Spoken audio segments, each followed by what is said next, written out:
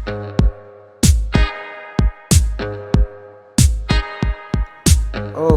so hey guys, welcome back to Code Space. Myself Shugayu, and let us continue the recursion playlist, right? So अभी हम recursion को master करने की कोशिश कर रहे हैं. हम समझना चाहते हैं कि रिकर्जन की कॉल्स वर्क कैसे कर रही है, right? Some few questions for about that only. तो this one is the last one of them. इसके बाद हम रिकर्जन को समझ जाएंगे कि रिकर्जन वर्क कैसे करती है, how does function call another function, store कैसे होते हैं, एग्जीक्यूट कैसे होते हैं, एग्जीक्यूशन का ऑर्डर समझ जाएंगे. But this is just the first step. इसके बाद हमको बहुत कुछ सीखना है in the recursion. So please please please stay tune. आज हम सीखने जा रहे हैं Fibonacci sequence. Fibonacci sequence which was obviously given by a scientist named Fibonacci is a very popular sequence. Question क्या कहता है? सीक्वेंस ये है कि जो जीरोथ नंबर है ना, zeroth number which is equals to zero, ठीक है?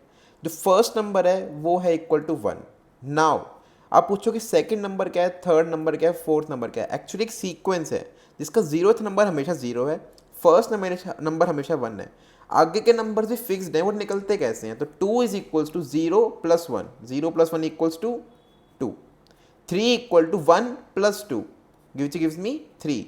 चार के लिए two plus three five, five मतलब आगे के लिए three plus five eight, eight plus five thirteen, thirteen plus eight twenty one, twenty one plus thirteen will be equal to twenty four, thirty four plus twenty one 55, 55 plus 34 89 and moving so on and so fourth. ये infinite series है, ठीक है?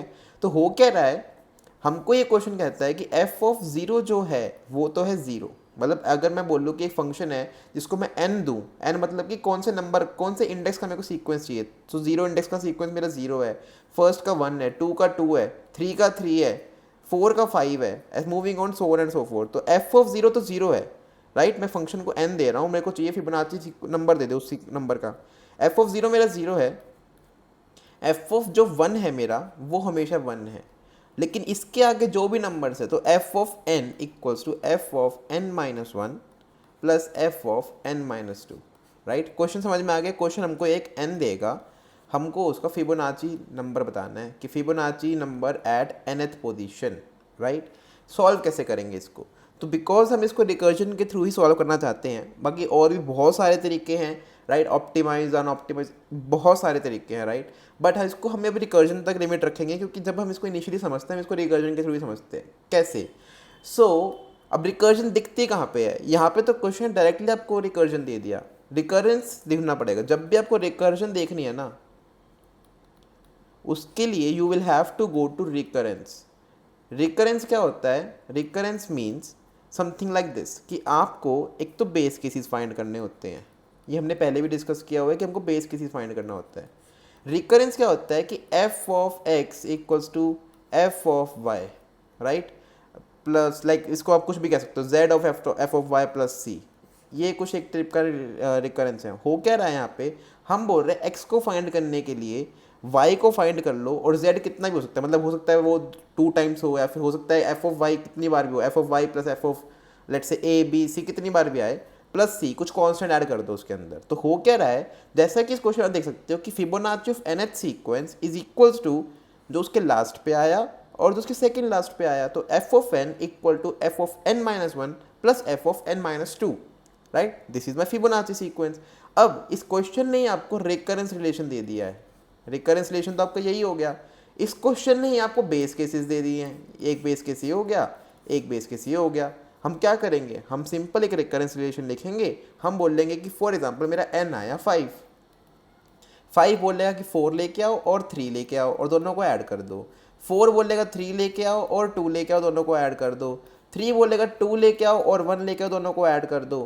To बोलेगा कि one लेके आओ और zero लेके आओ. अब वन और जीरो के मेरे पास बेस केस क्या है? जीरो और वन. तो वन रिटर्न कर देगा वन, जीरो रिटर्न कर देगा जीरो, दोनों को ऐड करूंगा टू रिटर्न कर देगा one plus zero which will be equals to one, right? It is one here, sorry for my mistake. Zero plus one equal to one. Now moving on, हम क्या बोलेंगे कि one तो already one return कर ही रहा है, तो one plus one equal to two. Three पे टू आ गया, टू प्लस मतलब टू के लिए फिर हम वैसे ही रिकरेंस बनाएंगे. तो एक बार इसको समझते हैं कि हम कर क्या रहे हैं.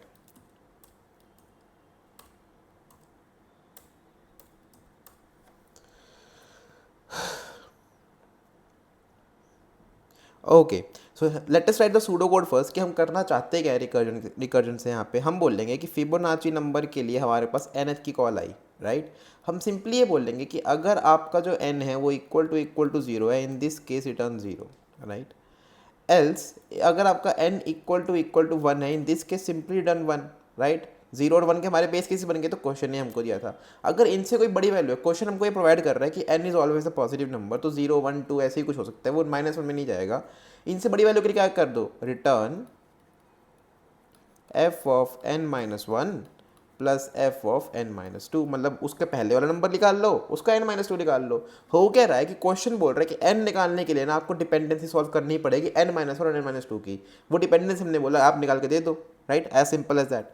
नाउ इसका रिकरेंस कैसा बनेगा, होगा क्या, फॉर एग्जाम्पल मैंने एफ ऑफ फाइव को कॉल किया, तो मैंने एफ ऑफ फाइव को कॉल किया, फाइव बोलेगा कि यार मैं बेस केसेस में लाइन नहीं कर रहा हूँ, ना तो मैं जीरो हूँ ना मैं वन हूँ, राइट। फाइव बोलेगा मेरे लिए दो कॉल जाएंगी, क्या क्या, एक तो n माइनस वन की जाएगी, और एफ एन माइनस वन जब पूरा हो जाएगा तब उसके बाद F of three N minus two की जाएगी, राइट। ठीक है, फोर पे आई बात, फोर ने बोला कि मैं भी अभी कंप्लीट नहीं हूँ, मुझे भी थ्री और टू की वैल्यू चाहिए।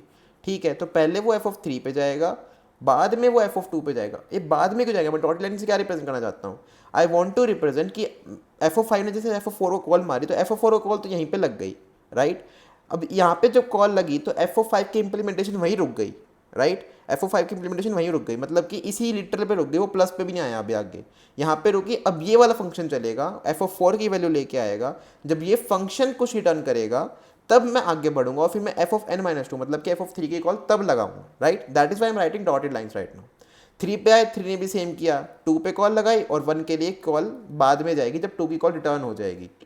टू ने क्या किया, एफ ऑफ वन पे जाओ और एफ ऑफ जीरो पे जाओ। बट जैसे ही बात एफ ऑफ वन पे आई, वन ने बोला कि मैं तो एक बेस केस हूँ, मैं तो वन रिटर्न कर दूंगा। ठीक है, वन रिटर्न कर दिया। अब वन रिटर्न करने के बाद टू गया आगे, टू ने इस कॉल को करा, ये भी डॉटेड के मतलब था कि हम इसको करेंगे, just we writing for our reference, right. Zero पे जैसे ही कॉल आई, जीरो बोला कि मैं भी बेस केस हूँ, मैं भी रिटर्न कर दूंगा जीरो। टू ने बोला दोनों आ गए, क्या करना है, प्लस करना है, तो one plus zero equal to one, two ने वन रिटर्न कर दिया। जब टू ने वन रिटर्न किया तो एफ ऑफ थ्री ने बोला कि इस कॉल को मैं पक्का कर सकता हूँ, अब एफ ऑफ वन लेके आओ। एफ ऑफ वन ने बोला कि मैं तो ऑलरेडी बेस केस हूँ, मैं वन रिटर्न कर दूंगा, तो one plus one equal to two, F of three ने रिटर्न करा। जैसे ही एफ ऑफ थ्री डन हुआ वैसे ही एफ ऑफ टू की कॉल गई, और वी नो क्या होगा। अब आप लोग में से कुछ कहेंगे कि टू तो अभी वन ही रिटर्न करेगा, बट अभी हमको तो पता नहीं कि टू क्या रिटर्न करेगा, इसके लिए तो भी फ्रेश कॉल है।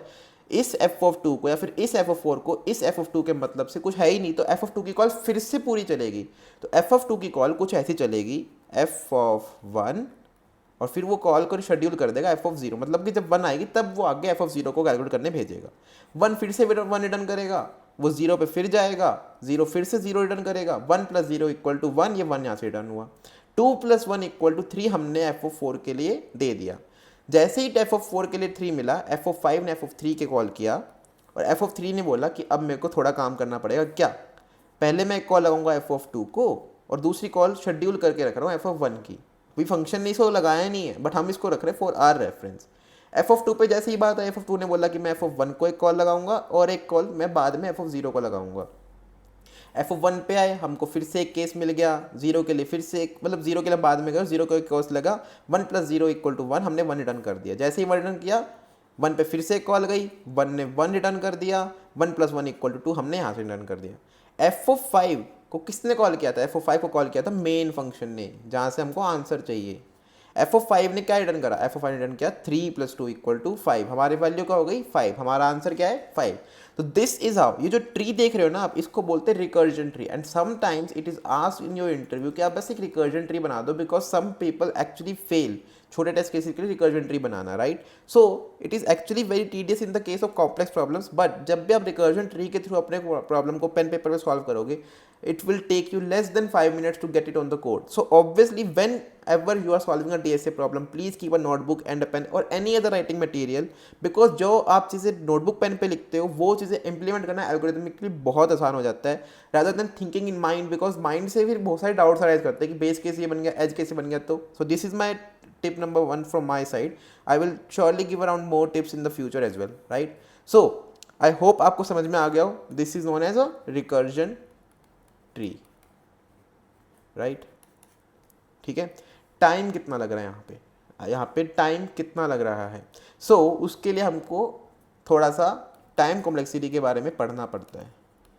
टाइम कॉम्प्लेक्सिटी, सो जो रिकर्जन ट्री होते हैं ना, जो रिकरेंस होते हैं, जो रिकर्जन होती है, उसके लिए टाइम कॉम्प्लेक्सिटी निकालने का तरीका होता है क्या। मैं बोल दूंगा कि टी ऑफ एन मतलब time taken to deliver a value for nth position equals to T of n minus one plus T of n minus two plus c. अब यहाँ पे हो क्या रहा है, मैं बोल रहा हूँ कि जितना टाइम मेरे को n में लगेगा उसको मैं ब्रेक डाउन कर सकता हूँ। कैसे कि t of n minus one का टाइम निकाल लो, n माइनस टू का टाइम निकाल लो, और कॉन्स्टेंट टाइम कैसे कि मेरे को एक ऑपरेशन यहाँ लगा होगा देखने में, एक ऑपरेशन यहाँ लगा होगा, फिर एक ऑपरेशन यहाँ इन दोनों को ऐड करने में लगा होगा, तो सी मतलब मेरे को 3 ऑपरेशन लगे, मैं उसको सी मान के चलता हूँ।